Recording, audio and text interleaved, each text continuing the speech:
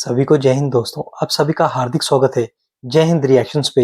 आशा करता हूँ कि आप सभी लोग बहुत अच्छे होंगे। तो आज हम आपके लिए एक लेटेस्ट और एक बहुत ही इंपॉर्टेंट वीडियो लेकर आए हैं, जिसमें आप देखेंगे मशहूर पत्रकार आरजू कासमी को, जिनके स्पेशल गेस्ट होंगे वसीम अल्ताफ साहब, जो कि एक जबरदस्त जियोपॉलिटिकल एक्सपर्ट हैं और हमेशा ही न्यूट्रल और प्रैक्टिकल होकर भारत और पाकिस्तान के रिश्तों पर बात करते हैं। तो ये वीडियो काफी इंटरेस्टिंग होगी, आपको बहुत कुछ जानने को मिलेगा। तो इसे अंत तक देखें और चैनल पे नहीं है तो चैनल को सब्सक्राइब कर दें, ताकि हम आपके लेटेस्ट इंपॉर्टेंट और नॉलेजेबल वीडियोस लाते रहें। तो चलिए पहले ये वीडियो देखते हैं और अंत में इसके बारे में बात करेंगे।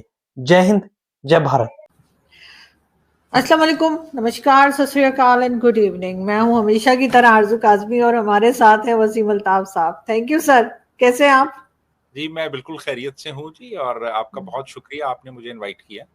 सर बड़ी गर्मा गर्मी रही, भारत से अटैक हो रहे हैं, यहाँ से अटैक हो रहे हैं, क्या कुछ हो रहा है। बीच में बांग्लादेश में जो है वो इलेक्शंस करवाने का कहा जा रहा है और उनका जो मोहम्मद यूनुस साहब है वो भी कुछ मुश्किल में दिखाई दे रहे हैं। तो आज हमने आपसे कई चीजें समझनी है, लेकिन सबसे पहले तो ये बताइए कि प्राइम मिनिस्टर साहब को वो फोटो जो उन्होंने आर्मी चीफ को या कह लीजिए फील्ड मार्शल साहब को दी है, जो कि असल में क्या है आप जानते हैं, चाइनीज ड्रिल जो है उसकी फोटो निकालकर उन्होंने दे दी कि ये जो ऑपरेशन सिंदूर हुआ था उस टाइम की है। क्या कहेंगे आपके इतनी लापरवाही प्राइम मिनिस्टर ऐसे कर रहे हैं?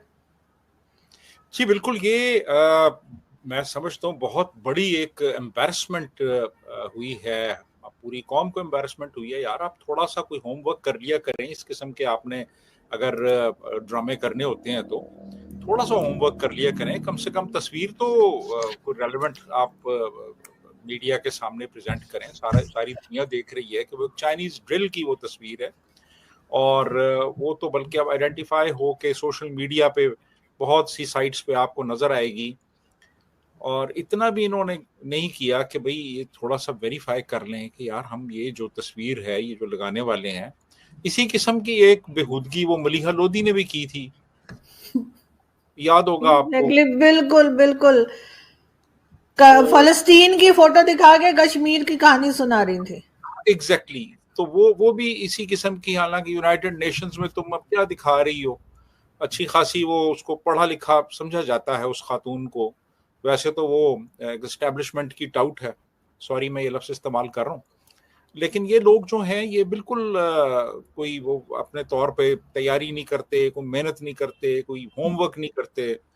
बस जो तस्वीर मिली जी बस ले आओ यार, ये तस्वीर ले आओ, बस जो भी है वेरीफाई कर लो कि वो कहाँ की तस्वीर है, कब की तस्वीर है।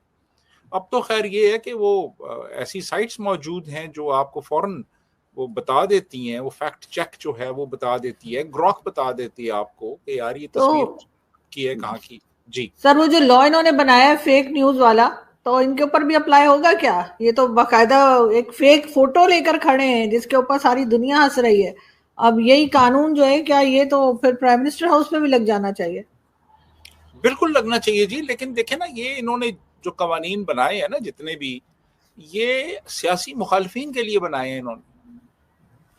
यानी फेक न्यूज ये उसको कहेंगे जो इनके इनके किसी बयानिए को हर्ट करती हो या इनके मफादात के बरखिलाफ हो, उसको फेक न्यूज कहेंगे ये।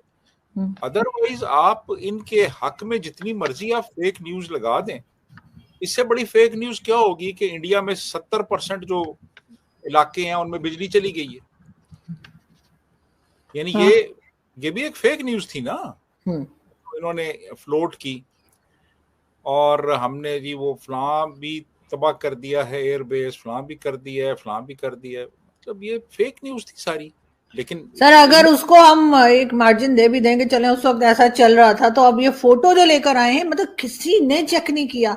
हैरत की बात है, किसी ने इतने चेक नहीं, जहालत दिख रही है। किसी की प्रायोरिटी है ही नहीं ना इस तरह की, इनकी प्रायोरिटी ही नहीं है। ये बस कहते हैं जी बस मीडिया को हर तरह की जो न्यूज आपके फेवर में जाती है वो फीड करो, और झूठ मूठ कहानियां घड़ी हुई। और यानी मतलब मीडिया तो सारा हमारा कॉम्प्रोमाइज हो चुका है जी, जितना भी अब सारे चैनल्स जो है ना हमारे वो पीटीवी बन चुके हैं। बिल्कुल। यानी अब आप पीटीवी देखें या जियो देखें या 92 देखें या बोल देखें, वो सारी एक ही जैसी खबरें दे रही होते हैं, तो उसमें अब कोई फर्क नहीं रहा। थोड़ा बहुत जो आपको इस वक्त कोई थोड़ी सी इंडिपेंडेंस मिल जाती है तो सोशल मीडिया पे है, जहाँ पे लोग कुछ अपना पॉइंट ऑफ व्यू भी प्रेजेंट कर सकते हैं अभी तक। लेकिन उसको भी ये अभी घेरा तंग कर रहे हैं, और यही फेक न्यूज़ की आड़ में और नेशनल सिक्योरिटी की आड़ में ये क्रैकडाउन करते रहे हैं। पिछले दिनों भी किया है इन्होंने, इससे पहले भी कई दफा कर चुके हैं। तो बस ये सूरत हाल है, बड़ी यानी ट्रैजिक सूरत हाल है मुल्क की। बिल्कुल ऐसा ही है। लेकिन सर, जो ये डेलीगेशन बिलावल भुट्टो जरदारी लेकर जा रहे हैं, जिसमें कई लोग शामिल हैं, उनकी अपनी पार्टी के भी, दूसरी पार्टीज के भी, तो ये आखिर जाकर क्या बताएंगे? अगर इनको यहाँ पर पाकिस्तान में रहने वाले जो हैं वो देख रहे हैं कि किस तरीके से कभी फेक फोटो दिखा रहे हैं, तो फेक न्यूज चला रहे हैं, तो जब ये वहां पहुंचेंगे अमेरिका और यूरोपियन कंट्रीज में, तो इनके पास कोई, आपके ख्याल से कोई दलाइल होंगे, कोई बात होगी इनके पास कहने को? कुछ भी नहीं, ये तो वही जो इनको फीड किया जाएगा यहाँ पे। और हमारी जो फॉरेन पॉलिसी है वो कौन बनाता है, दुनिया जानती है ये। और इनको बस वो टॉकिंग पॉइंट्स बना के दे दिए जाएंगे कि जी ये बातें हैं जो आपने करनी है वहाँ जाके। बल्कि मुझे याद आया कि जब भारतीय वजीर आजम वाजपेयी आए थे पाकिस्तान 99 में, तो उस वक्त जो चीफ एंकर थे, लीड एंकर जो थे ना, जिन्होंने पूरे विजिट को कवर करना था, वो मुस्तनसर हुसैन तारड़ थे। तो उनको बाकायदा तौर पे टॉकिंग पॉइंट्स दिए गए थे कि आपने ये बातें करनी है और इनसे हट के आपने कोई बात नहीं करनी, और आपने बिल्कुल ये बात नहीं करनी कि हमारा एक कॉमन कल्चर था, कॉमन हिस्ट्री थी, कॉमन हेरिटेज थी। इनको मना कर दिया गया। उन्होंने कहा बस ये चीज़ें हैं, ये टॉकिंग पॉइंट्स हैं, ये इश्यूज हैं जिनको आपने डिस्कस करना है। इसी तरह जब सुषमा स्वराज आई थी यहाँ पे पाकिस्तान में, जब वो सार्क कॉन्फ्रेंस हुई थी उसमें आई, तो उस वक्त तलत हुसैन ने इंटरव्यू किया था सुषमा स्वराज का, तो उनको बाकायदा तौर पे उनको भी ब्रीफ किया गया था कि बस ये आपने सवाल करने हैं, यही सवाल करने हैं आपने, और ये बस इन पकड़ना है इनको, और कुछ नहीं पूछना आपने इनसे। तो ये हमारे यहाँ तो अब ये कोई नई चीज़ तो नहीं है, ये इस तरह से, ये तो हमेशा से ये सिलसिला रहा है कि आपने इन एरियाज को टच करना है, इन एरियाज को टच नहीं करना। तो ये सूरत हाल है इस वक्त। तो ये लोग अब वहाँ, ये अब बिलावल जो हैं ये जाएंगे तो इनको भी बाकायदा ब्रीफ कर दिया गया होगा कि ये आपने ये बातें करनी है। तो बिलावल ने वहां जाके क्या बात करनी है? बिलावल कौन सा कोई वो वहां पे दूध का धुला है? वो भी तो कॉम्प्रोमाइज हुआ है ना। बिल्कुल, अपनी सीट्स के लिए, अपनी, जाहिर है उनको भी प्राइम मिनिस्टर बनने का शौक है, तो वो भी पूरी कोशिश कर रहे हैं। आपकी बात से मुझे याद आया कि जब मैं टीवी चैनल के साथ काम कर रही थी, तो यानी बाकायदा लाइव शो में मेरे साथ ये हो चुका है कि मुझे कहा गया कि ये टॉपिक आपने नहीं बोलना है, ये यहीं पे कट कर दें, क्योंकि मैं उस वक्त बात कर रही थी किसी मिनिस्टर के बारे में, कोई करप्शन के बारे में, और लाइव शो में मुझे रोका गया, हेडर वेडर सब हटा दिए गए, और उसके बाद टाइम से कुछ पहले ही शो को कहा कि बस ठीक है, बहुत हो गया, वाइंड अप कर दें। तो यहाँ पे तो ये तक होता रहा है पाकिस्तान में। बिल्कुल होता रहा है जी। यहाँ पे तो यहाँ तक भी हुआ है कि खबर चल रही है टीवी पे और किसी ने फोन उठाया और कहा है कि भाई बंद करो इस खबर को, खबर बंद कर दी गई है। तो यहाँ बहुत कुछ होता रहा है। यहाँ पे अब मीडिया किसके कंट्रोल में है, फॉरेन पॉलिसी किसके कंट्रोल में है, बिलावल किसके कंट्रोल में है, बिलावल के डैडी किसके कंट्रोल में है। तो ये जाहिर है इन लोगों ने अपनी बात क्या करनी है, इन्होंने अपना दिमाग कहाँ इस्तेमाल करना है। ये तो तोते हैं जिनको एक रटा रटाया सबक पढ़ा दिया गया है और ये वो दोहरा देते हैं तोते। तो बस यही है। बिल्कुल, इनसे कोई उम्मीद, बिल्कुल सर, कोई उम्मीद नहीं है इनसे, लोग कुछ भी इनसे एक्सपेक्ट नहीं कर सकते। और जाहिर है, लेकिन पता नहीं ये किस लिए पब्लिक के पैसे पे, जो टैक्स के पैसा है, उससे बाहर सैर सपाटा करने जा रहे हैं एक तरह से। तो लोग ये भी कहते हैं कि जो बातें इन्होंने करनी है वो बात ये यहाँ पे हाई कमिश्नर और एम्बेसडर्स को बुला के भी कह सकते थे।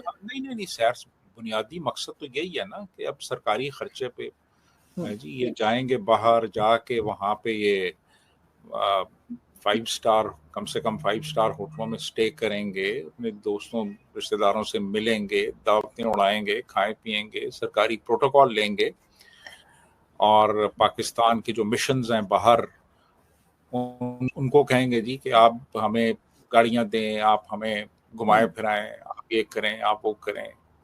और ये सारा कुछ करके वो नारे मारेंगे वहाँ पे, और है जी, और फिर वापस आ जाएंगे और फिर आके कहेंगे जी कि हम बहुत बड़ा कारनामा करके आए हैं।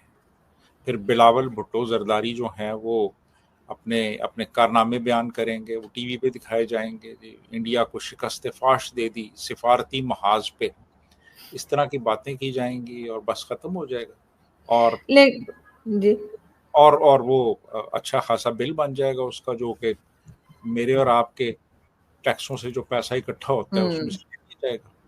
जी बिल्कुल ऐसे ही, लेकिन अच्छी बात यह है कि अब पब्लिक थोड़ी समझदार हो गई तो शायद इतनी इनकी बातों में। दोस्तों आशा करता हूं कि वीडियो को आपने अंत तक देखा होगा, जिसमें आपने देखा आरजू काज़मी और वसीम अल्ताफ साहब ने कैसे पाकिस्तान को खुद एक्सपोज किया। हम जानते हैं कि पाकिस्तान की जनता एक नंबर की जाहिल है, पर इनके प्रधानमंत्री से लेके इनका जो आर्मी जनरल है वो भी एक नंबर का अनपढ़ और जाहिल है। जहां पे पूरी दुनिया के सामने इन्होंने भारत के खिलाफ जो ऑपरेशन किया उसकी फोटो के बजाय चाइनीज ड्रिल की फोटो पूरी दुनिया को दिखाई, और शहबाज शरीफ ने वही फोटो आर्मी जनरल को पेश की। कितने जाहिल हैं ये लोग। तो आशा करता हूँ वीडियो आपको काफी पसंद आएगी।